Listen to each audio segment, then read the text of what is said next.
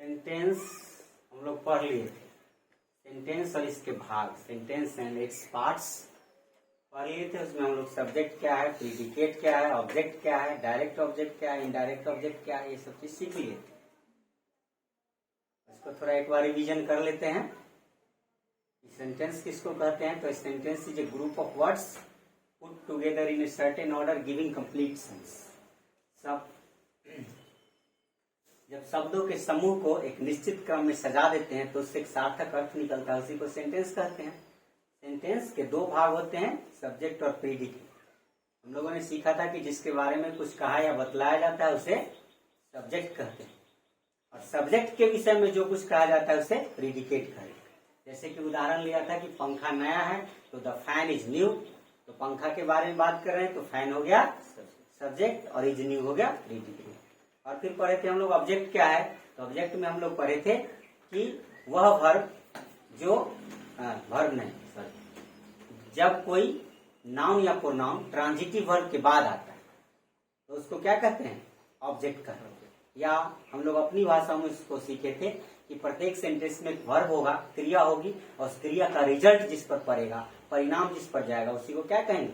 Object कहेंगे। जैसे उसने एक बाघ मारा, ही किल्ड ए टाइगर, तो किल्ड का प्रभाव टाइगर पे पड़ रहा है तो टाइगर ऑब्जेक्ट हो गया। ऑब्जेक्ट दो तरह के होते हैं, डायरेक्ट ऑब्जेक्ट और इनडायरेक्ट। तो कभी कभी ट्रांजिटिव वर्ब के बाद दो ऑब्जेक्ट आते हैं, उसमें एक सजीव होता है और एक निर्जीव होता है, एक प्राणी सूचक होता है, एक वस्तु सूचक होता है। तो जो प्राणी सूचक होता है उसको कहते हैं इनडायरेक्ट ऑब्जेक्ट, और जो वस्तु सूचक होता है अर्थात जो निर्जीव होता है उसको कहते हैं डायरेक्ट ऑब्जेक्ट। और सेंटेंस में प्राय पहले इनडायरेक्ट ऑब्जेक्ट आता है और बाद में डायरेक्ट ऑब्जेक्ट आता है। यहां तक कोई दिक्कत? आगे चले। आगे आज हम लोग सीखेंगे काइंड्स ऑफ सेंटेंस।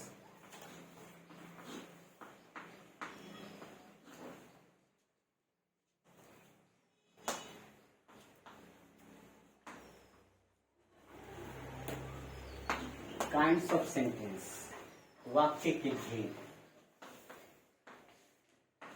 वाक्य के भेद या प्रकार कुछ भी लिख सकते हैं। तो सेंटेंस चार तरह के होते हैं। सेंटेंस कितने तरह के होते हैं? चार तरह के होते हैं। पहला का नाम क्या है? Assertive sentence. असर्टिव सेंटेंस, इसको हिंदी में कहते हैं कथनात्मक वाक्य। क्या कहते हैं?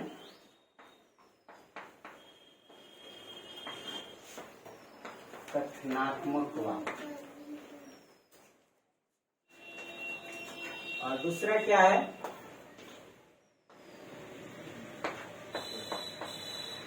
क्वेश्चन या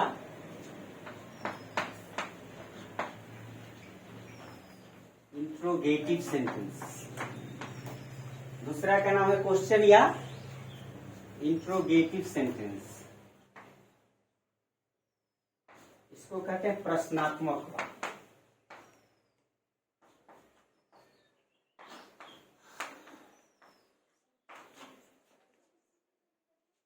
यहां सा छूट गया लगता है ना?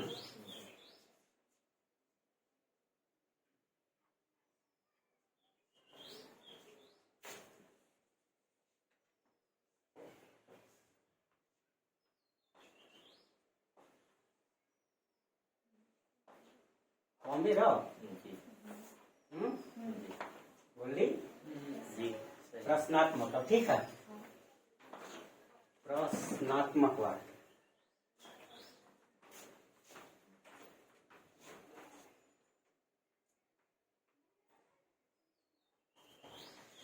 प्रश्नात्मक वाक्य ऐसी को कहते हैं प्रश्न बोधक वाक्य, ठीक है। और तीसरा है हमारा कमांड सेंटेंस। क्या है?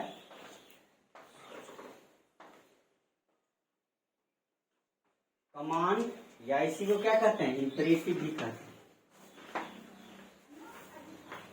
कमांड सेंटेंस हिंदी में कहते हैं आदेशात्मक वाक्य।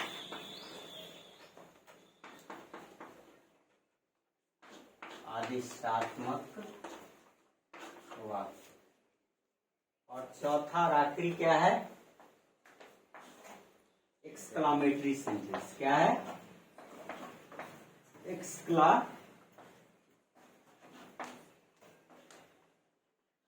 सेंटेंस, ठीक है। Spelling exclamatory sentence.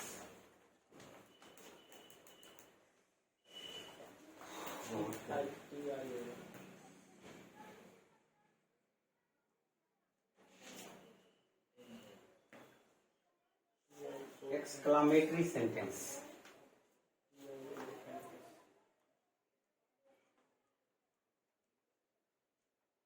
Exclamatory sentence Hindi में कहते हैं विस्मयादि बोधक वाक्य।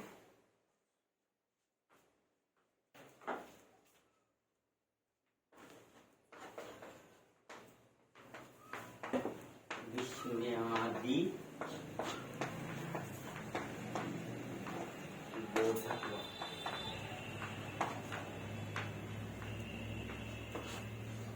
ये 4 तरह के सेंटेंस होते हैं।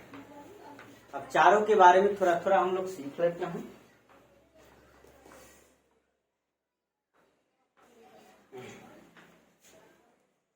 ये 4 तरह के सेंटेंस होते हैं। असर्टिव सेंटेंस, इसी को हम लोग कहते हैं स्टेटमेंट सेंटेंस या declarative sentence.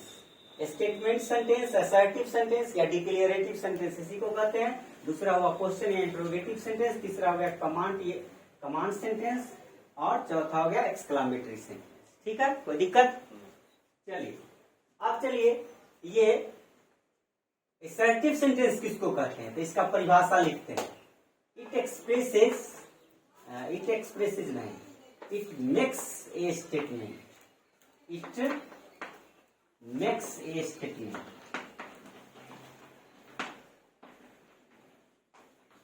It makes a statement.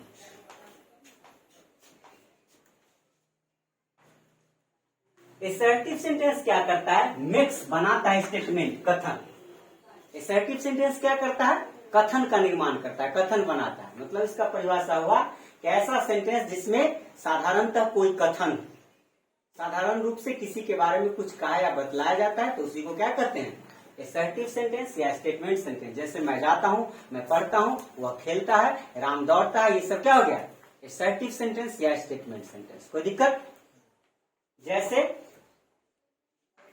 मैं जाता हूं, आई गो, वह खेलता है, ही प्लेज, ये सब क्या हो गया? Statement sentence. ठीक है, इसमें कोई प्रश्न नहीं है, कोई आदेश नहीं है, कोई अनुरोध नहीं है, साधारण रूप से कोई कथन हो, उसी को क्या कहते हैं? कथनात्मक वाक्य कहते हैं, असर्टिव सेंटेंस कहते हैं। कोई दिक्कत? असर्टिव सेंटेंस के अंत में क्या रहता है? फुल स्टॉप रहता है। असर्टिव सेंटेंस के अंत में क्या आता है? Full stop. असर्टिव सेंटेंस में पहले सब्जेक्ट आते हैं, उसके बाद क्या आता है? वर्ब आता है, उसके बाद अन्य सब कंप्लीमेंट ऑब्जेक्ट बाद में आता है। कोई दिक्कत? असर्टिव सेंटेंस में पहले सब्जेक्ट को लिखेंगे, उसके बाद वर्ब को लिखेंगे, उसके बाद ऑब्जेक्ट या कॉम्प्लीमेंट जो भी हो बाद में लिखेंगे, और असर्टिव सेंटेंस के अंत में फुल स्टॉप अवश्य देंगे। कोई दिक्कत? चलिए एक बार फिर से समझते हैं। असर्टिव सेंटेंस या स्टेटमेंट सेंटेंस में कोई कथन होता है, इसमें आदेश या अनुरोध या प्रश्न नहीं होता, सामान्यतः कोई कथन होता है। ठीक है, कोई दिक्कत? चलिए अब दूसरा क्या है? क्वेश्चन या इंट्रोगेटिव सेंटेंस। क्वेश्चन या इंट्रोगेटिव सेंटेंस किसको कहते हैं? तो ऐसा वाक्य जिनसे कोई प्रश्न पूछा जाए, ऐसा वाक्य जिनसे कोई प्रश्न पूछा जाए, उसी को क्वेश्चन या इंट्रोगेटिव सेंटेंस कहते हैं। तो आइए इसकी परिभाषा हम लोग लिखते हैं।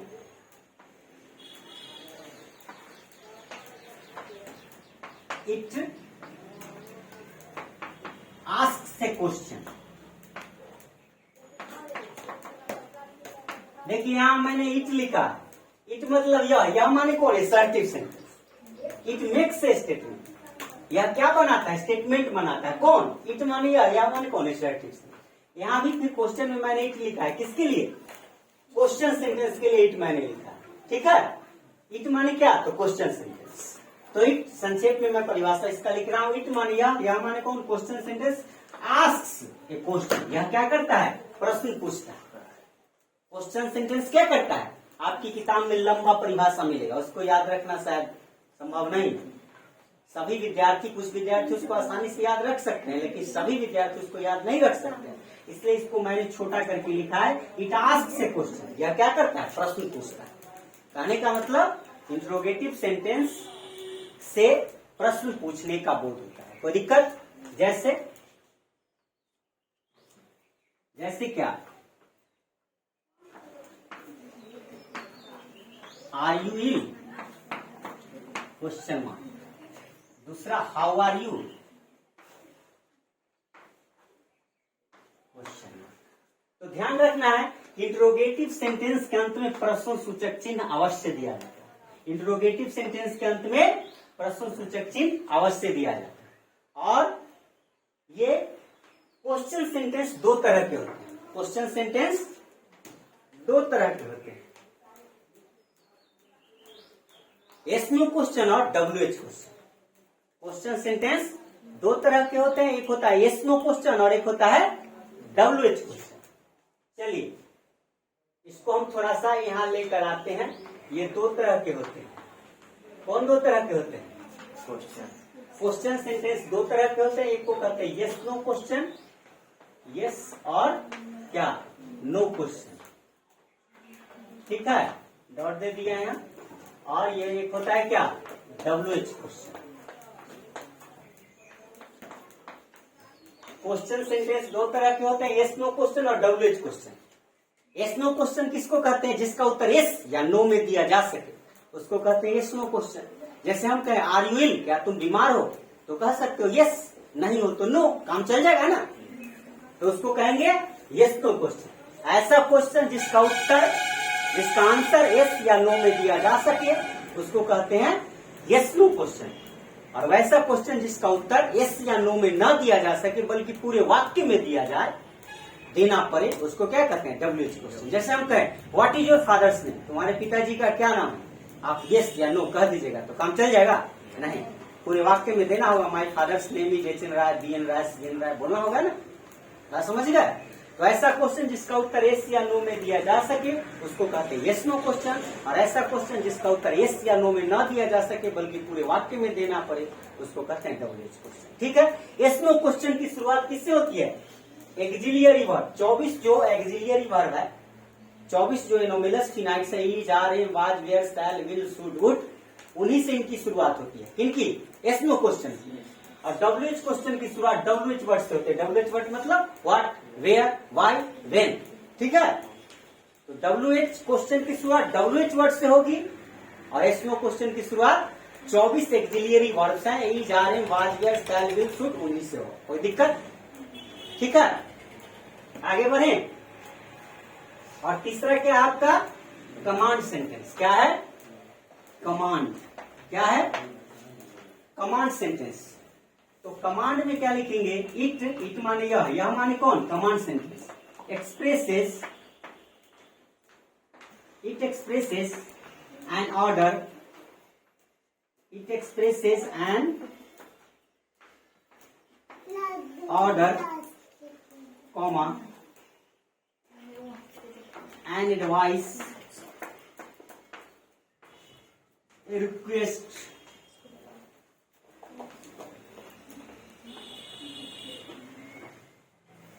a request, etc. ठीक है, कमांड सेंटेंस इसको हिंदी में कहते हैं, हिंदी के नाम से ही जैसा कि स्पष्ट है, आदेशात्मक वाक्य। क्या नाम है? आदेशात्मक वाक्य। इसमें आदेश दिया जाए, सिर्फ आदेश ही नहीं, अनुरोध भी किया जाता है, सलाह भी दिया जाता है, मना भी किया जाता है कि धूम्रपान मत करो, चाय मत पियो, शराब मत पियो। ये सब भी किसमें आता है? कमांड सेंटेंस में ही आता है। तो मैंने लिखा है यहाँ इट माने यह माने कौन? Command sentence. एक्सप्रेसेस माने व्यक्त करता है। क्या क्या व्यक्त करता है? एन ऑर्डर, मतलब ऑर्डर देगा, मतलब ऐसा सेंटेंस जिससे क्या चीज का बोध हो? आदेश का बोध हो। क्या? एडवाइस, सलाह का बोध हो। रिक्वेस्ट, अनुरोध का बोध हो, इत्यादि। इत्यादि में आ गया क्या? और मना करना, ये सब इसी में आ गया। तो इत्यादि का बोध उसी को क्या कहते हैं?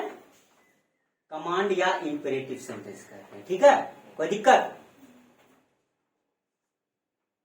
चलिए एक्सक्लामेटरी सेंटेंस को ऊपर हम फिर से लिखेंगे, इसलिए इसको इसका एग्जाम्पल लिखने के लिए हमारे पास जगह नहीं है, इसलिए इसको मिटाते हैं, फिर से ऊपर लिखेंगे।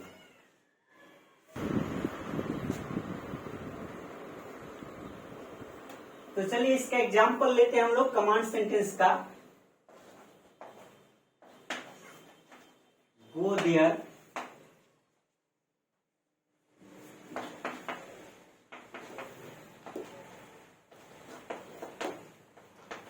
Take medicine in time, please help मी,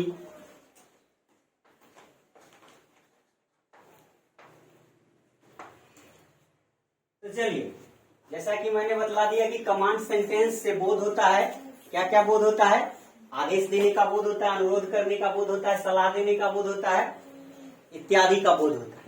जैसे गो देयर, वहां जाओ, आदेश दिया जा रहा है। टेक मेडिसिन इन टाइम, समय से दवा लो, सलाह दिया जा रहा है। प्लीज हेल्प मी, रिक्वेस्ट किया जा रहा है, कोई दिक्कत, कृपया मेरी मदद करें, रिक्वेस्ट किया जा रहा है। टेक मेडिसिन इन टाइम, समय से दवा लो, सलाह दिया जा रहा है। गो देयर, वहां जाओ, ऑर्डर दिया जा रहा है, कोई दिक्कत। ऐसा वाक्य जिनसे आदेश, अनुरोध, सलाह, मनाही इत्यादि का बोध हो, उसी को कमांड या इंपेरेटिव सेंटेंस का, कोई दिक्कत। चलिए अब आगे ध्यान दीजिए, कमांड सेंटेंस में एक बात और ध्यान देने की है, जो जरूरी चीज है। कमांड सेंटेंस में प्रायः सब्जेक्ट यू छुपा हुआ रहता है। जैसे कि गो देयर, तो कौन go there, you go there, तो यहाँ पर यू छुपा हुआ, यू हाइड है, हिडन है, छिपा हुआ, कोई दिक्कत। टेक मेडिसिन इन टाइम, समय से दवा लो, कौन दवा लो, तुम, यू, इसमें भी यू सब्जेक्ट छुपा हुआ है। तो कमांड सेंटेंस में प्रायः यू छुपा हुआ रहता है। कहीं कहीं जोर देना है तो यू को आप लिख सकते हैं।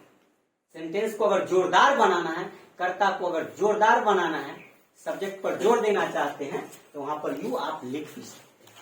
और कमांड सेंटेंस के अंत में फुल स्टॉप दिया जाता है, ठीक है। चलिए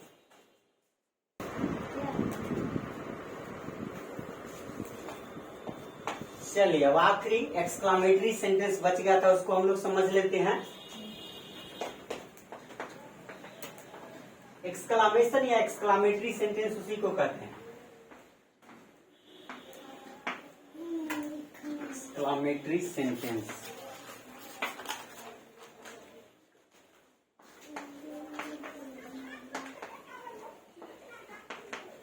विस्मयादि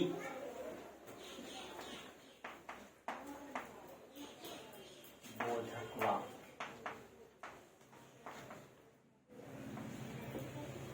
एक्सक्लामेटरी सेंटेंस, एक्सक्लामेटरी सेंटेंस किसको कहते हैं,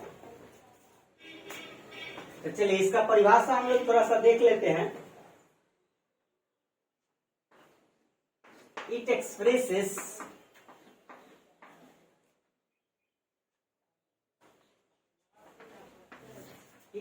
it expresses a strong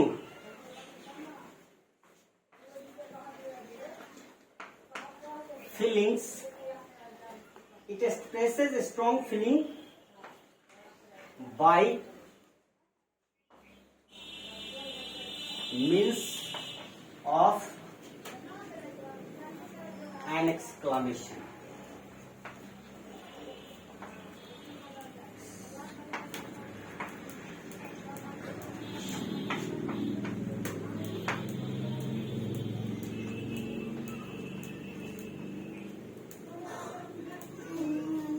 exclamatory sentence किसे कहते हैं, पहले परिभाषा पर आने से पहले उसको मौखिक हम लोग समझने की कोशिश करते हैं। विस्मयादि बोधक वाक्य उस वाक्य को कहते हैं जिनसे आकस्मिक आनंद, आश्चर्य, शोक इत्यादि का भाव व्यक्त हो।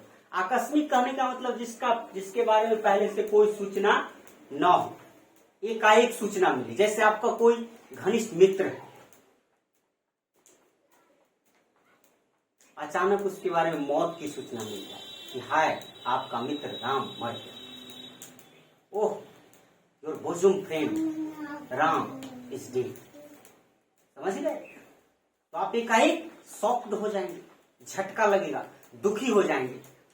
नहीं, तो इस तरह के वाक्य को ही क्या कहते हैं? विस्मयादि बोधक वाक्य। कोई दिक्कत? ऐसे वाक्य जिससे आनंद, आश्चर्य, शोक इत्यादि का तीव्र भाव व्यक्त हो। क्या क्या चीज हो?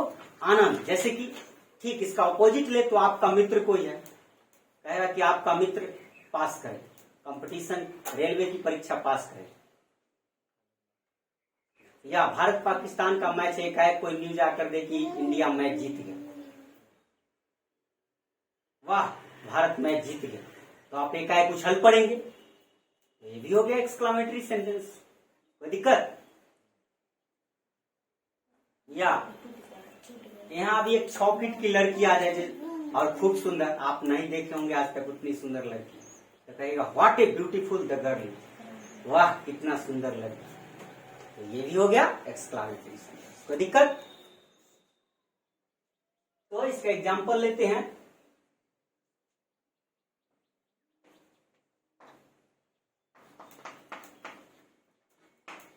What A PT,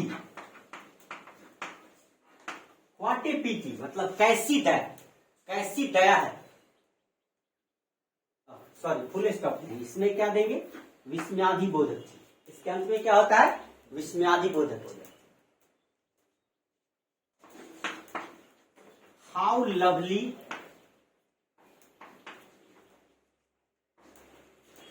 her here is,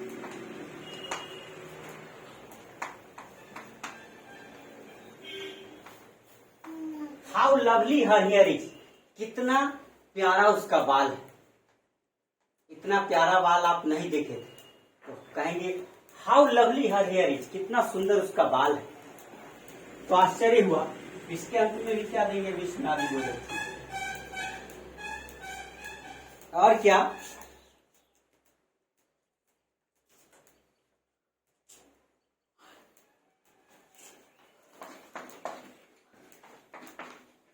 how tall the girl is, कितनी लंबी लड़की है। ये सब ऐसे सेंटेंस है जिससे क्या चीज का बोध होता है? आनंद, आश्चर्य इत्यादि का बोध होता है।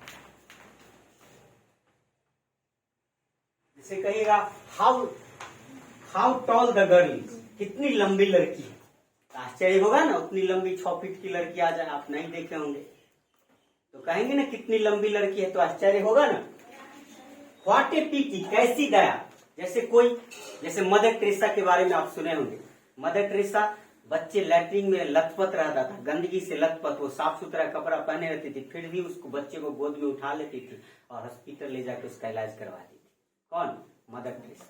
तो ऐसी स्थिति को देखकर आप क्या कहेंगे? व्हाट ए पीटी, कैसी दया, कितना दयालु आदमी है। बात समझ गया? ये सब हो गया एक्सक्लामेटरी सेंटेंस। कोई दिक्कत?